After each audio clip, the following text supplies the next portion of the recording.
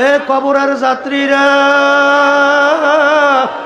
একটা পাথর যদি মাওলার ভয়, মাওলার জাহান্নামের ভয়, কাঁদতে কাঁদতে যদি নহর জারি করতে পারে, তোমার আমার দিল কি পাথরের চেয়েও শক্ত হইয়া গেল। তোমার আমার গুনার কথা মনে কইরা, মাওলার আযাব গজবের কথা মনে কইরা, মাওলার জাহান্নামের কথা মনে কইরা, তোমার আমার চোখে কেন পানি আসে? এ দুনিয়াদার পাগল আমার বাবারা, এ পর্দার আড়ালের মা বোনেরা, যেই মামলার তদবির নাই তার কিন্তু খালাস নাই।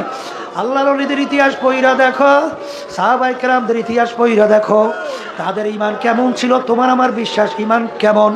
বাজান ওমর ফারুক রাদিয়াল্লাহু তাআলা আনহু কাঁদতে কাঁদতে গালে দুইটা দাগ পড়ছিল। বাজান অনেক সময় রাস্তা দিয়ে হাঁটতে ফেজা কুটার নাড়া হাতের ভিতরে উঠাইয়া বলতেন, ফেজা কুটার নাড়া, তুই আমার চেয়ে অনেক ভালো। অর্ধেক দুনিয়ার রাজত্ব করছিলেন, বাংলাদেশের মতো প্রায় 200 দেশের রাজা।